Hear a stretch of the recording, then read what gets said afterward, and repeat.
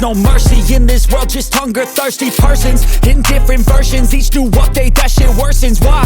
Pull back the curtain and you'll see the different vermin. We all have different burdens that all seem to cause disturbance. Yo, so do me a favor, don't treat me like a neighbor. Don't need the different flavors of your problems just to savor. I've got my own issues, I need a comb to get through. Don't need to groan with you, just go get your own tissue. Well, good evening, everyone, and welcome back to another episode of Church Folks. I'm one of your co-hosts. I'm James, and I'm Drew. All right, and we are excited about this episode. One of our previous episodes, episode 2, we talked about church hurt, and it seems like this is something that has really been going on. Still going on, and it still continues. So today we kind of want to do a little segue about don't let church hurt steal your purpose. And we're kind of going to dissect in there some questions. You know, have you ever been overlooked? Have you ever been betrayed? Have you ever been judged? Have you ever been misunderstood? Have you ever been wounded by someone in church? And these are the things that we're going to talk about, but we really want to focus on the purpose part. So, Andrew, let's do it. Yeah, let's do it. All right. So, sorry. Trying to get caught up. I had scrolled past our topic. So, what is church hurt? So, I know we talked about it before and what that means to each of us, and you know how you can apply it to your own situation. But a lot of times it just boils down to just being hurt, you know, a place that you've been hurt. Church is the place. And then the hurt could be, you know, depending on how people have dealt with you, you know, it could be the pastor, it could be the members, you know, maybe they lied on you. Maybe you've gotten sat down and, you know, and that was a painful experience, or, you know, there's so many different scenarios. So that's basically what we are referring to when we talk about church hurt. I know a lot of times in church, you get close to other people, you know, the members or the staff, if you're on staff, and you start to see people differently than you do on a Sunday morning. Yep. During a worship experience. Now you're interacting in community with those people. And so you deal with, you know, everyday life type situations. What are your thoughts, James? I totally agree with you. And I truly think that everybody has experienced church hurt. I don't care if it's from the pew all the way in the back of the church to the pulpit. And what I really believe is that we're not very transparent. And you made a very good, valid point that we do get close to certain people in the church, and we can be hurt. It can be intentional, unintentional, or just, you know, not by even knowing. And I think now we have to realize, really, when we talk about the church hurt and purpose, one of our greatest examples was Jesus. And Jesus was hurt. And I know that sounds like elementary, you know what I'm saying? But that should really be our focus. And when you really look at the life of Jesus, although he was hurt, he was betrayed, he was left alone, he was denied, he was abandoned, and all of that, Jesus still had a purpose. And he never stopped fulfilling his purpose. And Andrew, what I truly believe is that we have to be hurt on this journey to be able to fulfill our purpose. Mm-hmm. Yeah, no, that's true. I think in that hurt or pain, sometimes that does help reveal what our purpose is. Yes. I know we're going to talk about this a little bit later, but like maybe that church or space that you're in is not the destination, or it's not the end result, right? Maybe it's just a stop along your journey. Wow. And so you can't give up. You have to keep moving on and keep what God has willed you to do.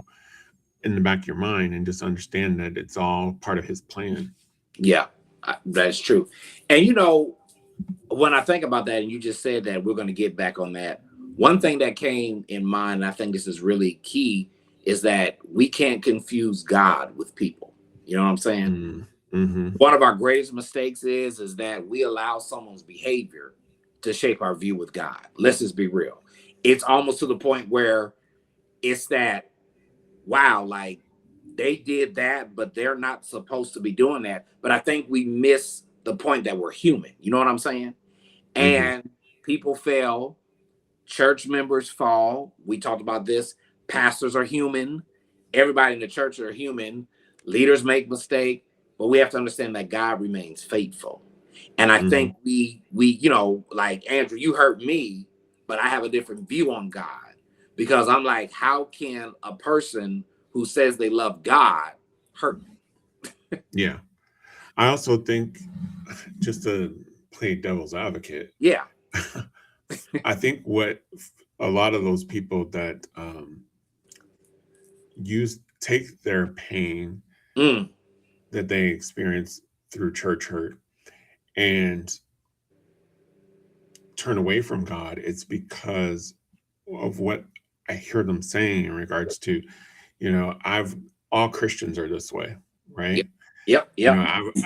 I went from this church to this church, and I didn't experience any difference because the people were all the same. They all treated me the same way. They're all hypocrites. They're all this. And I think, to your point, it's really important to keep that in mind, is that those are people. That's not God. God didn't treat you that way. Right.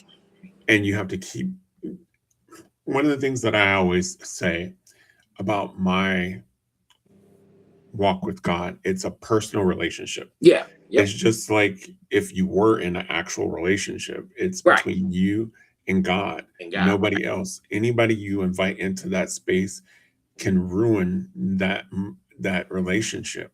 And so you have to keep that in mind. It's something personal. So someone from the outside can't tell me how to interact with God. They can't tell me how to hear his voice. Right. If they shouldn't be able to deter you from that, if your relationship with God is that strong.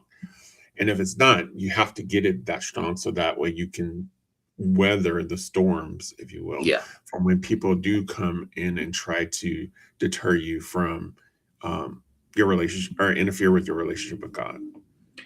And now it's funny, you're gonna play the devil. I'm gonna play the devil advocate on this part. So we gotta get that mistake about trying to put people with God. And you made a statement that they go from this church to this church to this church, and they're experiencing the same thing. What if it's the person that has not truly healed from the hurt? So therefore, they haven't healed. So they're going to go here, here, here. And now they're basically like, God, everybody's the same. No, like you said, it's a personal thing. And they haven't got the healing process started. So now they start feeling like, wow, like, is this what this is all about? And you and I know far too many people have walked away because they said, I'd rather be on the corner. I'd rather be going to the club. I'd rather be, smoking, drinking. At least they cool with me. You know what I'm saying?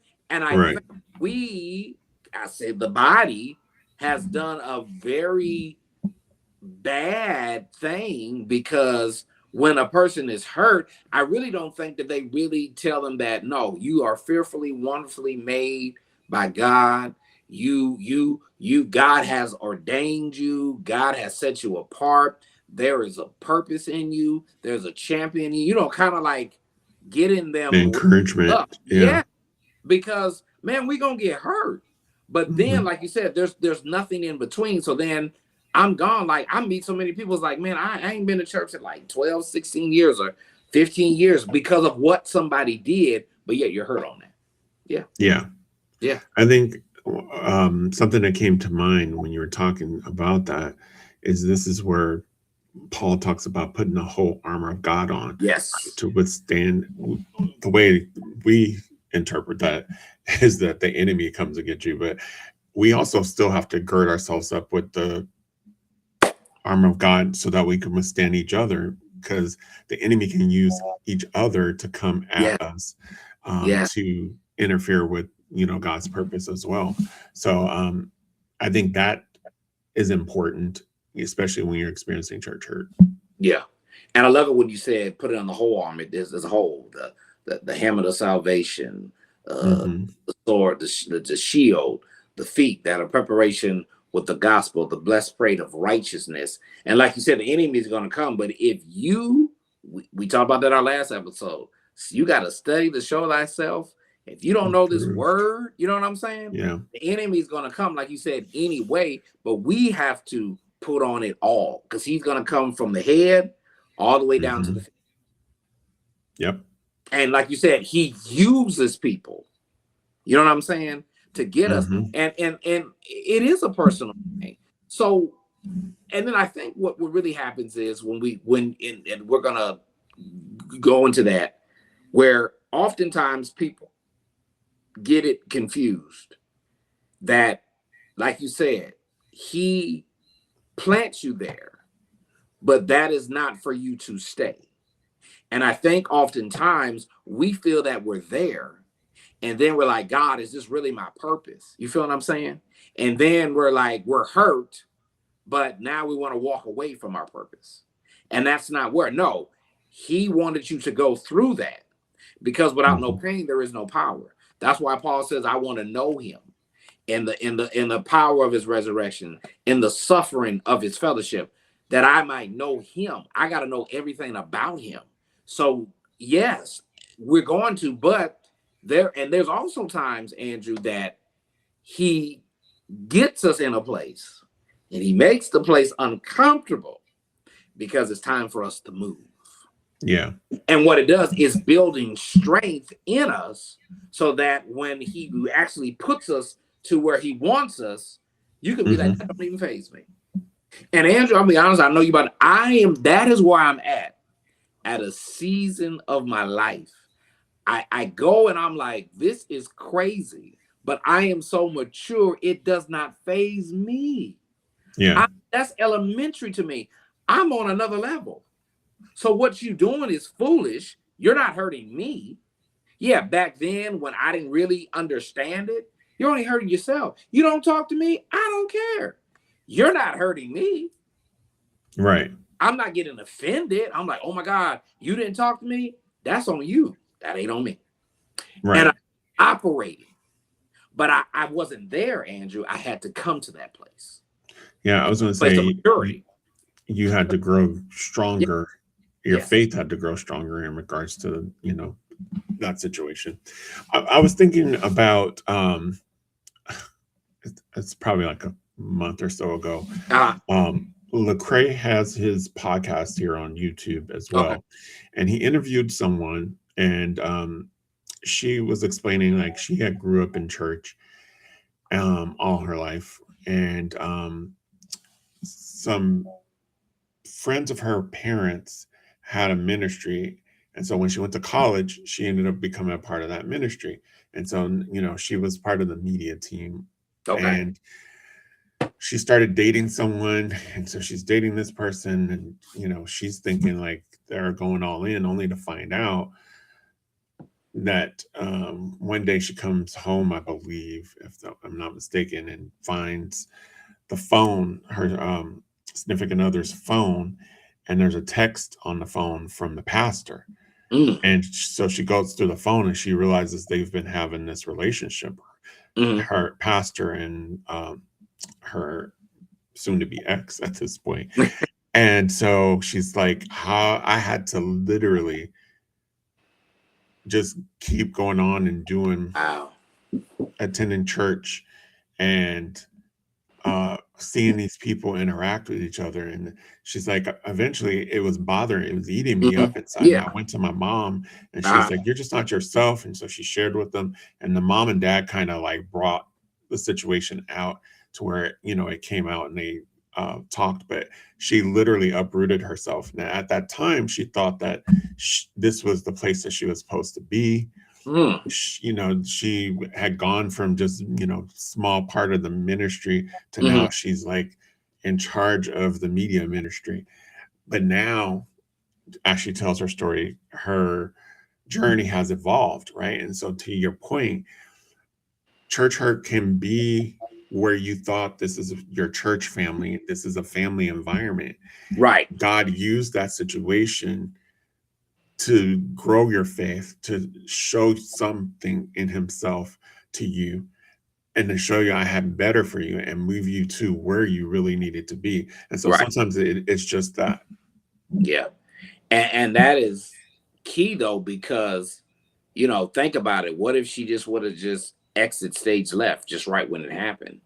And I oftentimes it's like that. We want to run, but yet God is like, I'm showing you something and I need you to stand still. You know what I mean? And like, it's building that, but now look at her now. That's a level of maturity. So she is able to help somebody. That's our problem. Right. When we have actually been healed from our hurt, we don't want to open up our mouths. You feel what I'm saying? When we'll sit there and be like, oh, wow, but no, somebody's going through the same situation as you. It's very interesting you said that. There was a discussion that was made that, going into trying to do recovery ministry. And oftentimes some of those people come into the church, but it was discussed that they feel that they're being judged because of their appearance, or because now that's that whole myth. So the thing about it is that, okay, I'm a recovery for 25 years. I'm stepping into a new arena. You feel what I'm saying? But the same people that I would think that would treat me right are the ones that are looking down on me. You know what I'm saying? And it's like, it's like those layers. And we are just like some of them. We know that God has delivered us from some hurt, but the minute we step back into the church, we come. One example with me, I told you on our last episode, I was hurt by some pastors. And let me tell you something, when I would be in their midst, I couldn't stand them. But now I can be, and it's like night and day, because God healed me from that. Yeah. Because once you get that, it's like, you got a problem. I don't have a problem with you. You feel what I'm saying? And I think that we have to help them. And then that's another thing that we have to understand, that yes, the church is still God's idea. Yes, it's the ecclesia. We are the church, but we have to realize that yes, people there are imperfect. We are imperfect people. We are finite, and we do make mistakes. We sin. We do fall. We don't do it on purposely, but you cannot let that dictate you from your purpose. Yeah. Well, I'm going to ask you a question based on that same scenario. So, as you healed yourself from the situation, it sounds like those other people are not healed from the situation, but you also haven't had a conversation with those people either. So how do you bring that healing around to where you could address them, not in, hey, you hurt me, this is what's going on, but like, hey, I just wanted to kind of clear the air between the two of us. That's funny that you said that. It was very interesting that it's almost like, Andrew, I didn't have to. And let me share with this why. I know when I left Arizona, came to Columbus, things happened, and I know a lot of them thought I would fail. And what happened was I really just dug myself away, didn't really say much. I popped up in and out of Arizona. And I never shall forget, I was out there for a retirement of a pastor who I call my second pastor. And when they saw me, it was like, oh my God, Lewis, I've been watching you from afar. What you mean? I see what you're doing in Columbus, huh? You know what I'm saying? Like, you look great. You look good. Like you really look. And it's crazy that you said that because I never really had that conversation. Now, there was 2 pastors that embraced me. And here's what they said. They said, I want you to know that I love you. And no, we never talked about our differences. You're my brother, and there's nothing you can do about it. So it's almost kind of like, but it's interesting. Now, there was one guy that I actually did approach. And he was like, huh? He was like, man, I never had a problem. You know what I'm saying? So, but it's interesting you said, it's funny you said that. But now I see it. And I almost think, like you said, they haven't healed from the hurt, but watch this. They were the ones that were causing the hurt. Yeah. So it's almost like it was a little guilt. You feel what I'm saying? Yeah. But I guess you totally answered my question. What I'm also, what I'm going to say is go there ahead. are just people that are out there that are just, like you said, gossipers. They're mean. Yes. That's just their nature. And Yes. so if I'm a person that's going through that, right, I think what to take away from your situation is, one, there's nothing that you have to do necessarily, because God will fix it on his own, or they'll see through your growth that, he's not the same, or he's changed, or maybe while God was working on you, they're working on me. Wow. Kind of situation. So I just hope that, someone that's going through that situation can understand that there may not be anything that they need to do specifically. They just need to work on themselves and let God heal the situation on its own. And man, you said something very profound, because it's like you said, they're working on themselves. And like you said, they see me and I'm a totally different person. And I truly believe that comes from a level of spiritual maturity in God. It's so fairly, like, I can actually talk about stuff and laugh and say, you know what, that was in the past, but things, you know what I'm saying? But yeah, they see it and they're like, wow, you still moved on. This doesn't even faze you. And what that was, Andrew, that was another journey in my life of hurt. But I didn't allow the church. These are people who preach the word, who teach the word. You know what I'm saying? If I would allow them to hurt me, the same Bible we preach, y'all hurt me. You know what I'm saying? I could have ran away from the church, because they say preachers, pastors will be your best friends or your worst enemies. Yeah. And I believe it. I don't believe it. It's the truth. Right. Yeah. But now but so let me ask you a question. So what happens if a person, that really hurts you, they see you flourishing, they see you blossoming, they see you just thriving, but they're like, I can't approach you because I know that I hurt you, but I felt like you got over it. What happens if you're still operating by the grace of God, but you're still struggling within of not being totally healed? So the person that is hurt is still experiencing that while I'm over here thriving. Yes. I think in some cases, as the healed person, we don't know that you're over here still hurt and in pain. Wow. Yeah. But I think the healed person can come and always approach it from a place of love, right? Yeah. Because as being a Christian, you still treat them, hey, like maybe not the way you treated them before, but with love. Like when you see them and be like, you acknowledge them, there's not that anxiety or tension like when you come into each other's presence as some other people. But I think if you approach a situation from that aspect, I think it just opens the door for them to see, okay, well, they're not caught up on this situation that what I caused. And then maybe it opens a door for them to have an honest conversation with you privately. Yeah. And then that allows you to, reconcile and say, hey, you know what? Yeah, I was hurt by that situation. I prayed on it. God did something to me. He worked on me through that, and I've been able to move on from it. And here's what the steps that I took. And maybe they can learn from that and then start working on themselves to do the same thing. But I think they have to be honest with themselves.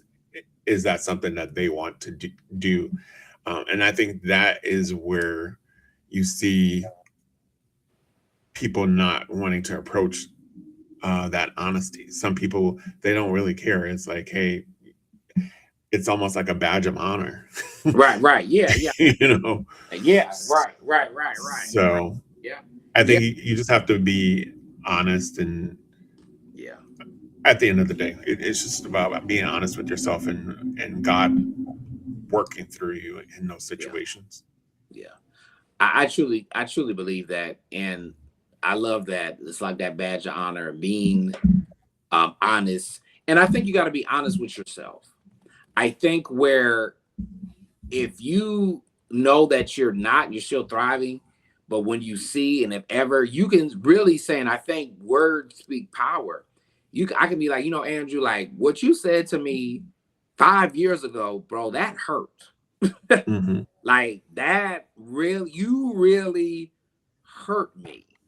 Mm-hmm. Excuse me. However, I am being healed from that. Yeah. And it's like, but you got to be able to be receptive of it. And I think sometimes that's the problem. Yeah. Receptive of it. And then I think also, as I start to see you in my daily life, or just coming to church, being healed from it. Yeah. It's like, oh, he is healed from it. Oh, right. Oh, okay. I'm seeing examples of that live out. Right. Yeah. And it allows God to do something in me. Yeah. Something in you. And then you see it and it's like, wow. Yeah. But yeah, that is, and we're going to be wrapping up, but I really, truly want someone to know, like, hey, don't you let hurt stop your purpose. Yeah, and know absolutely. The greatest example is Jesus. Right. And if you know all that he went through, because you and I could not do it, and he still fulfilled his purpose. Right. And one of the things that we talked about last week, I believe, I'm not sure if it was something that we talked about off camera or on camera, but as you were just saying about Jesus going through his journey, think about all the people that betrayed Jesus, right? So I'll use Judas for an example. Yeah. He was in his close proximity. Last episode. Yep, I remember. and he betrayed Jesus, but Jesus still went on to fulfill his purpose. And what happened with Judas? Judas realized he had done something wrong, and the pain was so bad that he took his own life. Yep. You don't have to do that. Nope. But if you're just honest with yourself and you realize that, okay, there's an opportunity for me to learn from this, and you're open to let God use and work through you, I think you would see the other side of that situation, and it become a blessing and a learning experience for you and the other person. So that is, I love it. I love it. All right. Well, thanks again for joining us. We'll be back next week again with church folks. Hopefully this episode has been a blessing to you, and we'll see you next week. All right.